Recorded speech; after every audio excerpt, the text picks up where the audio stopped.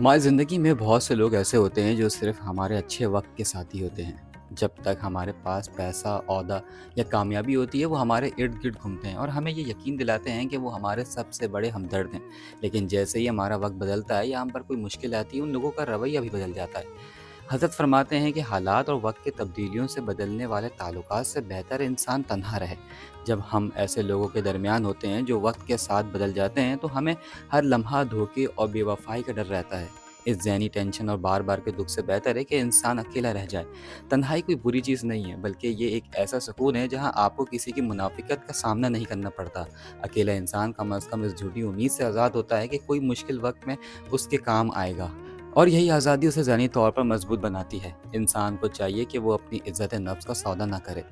ऐसे रिश्तों की भीड़ जमा करने का क्या फ़ायदा जो आपके बुरे वक़्त में आपको पहचानने से भी इनकार कर दें। इससे हज़ार गुना बेहतर है कि आप ख़ामोशी से अपनी ज़िंदगी गुज़ारें और अपनी खुशियाँ अपने रब और अपनी ज़ात में तलाश करें। जब आप तन्हा रहना सीख लेते हैं, तो आपको एहसास होता है कि आर्ज़ी लोगों के सहारे से ज़्यादा अपनी हिम्मत और अल्लाह पर भरोसा करना बेहतर है। मतलब परस्त लोगों के मजमे में रहने से बेहतर है कि इंसान अपनी तन्हाई में सुकून से रहे, क्योंकि झूठे रिश्ते सिर्फ़ दुःख देते हैं, जबकि तन्हाई आपको खुद से मिलवाती है।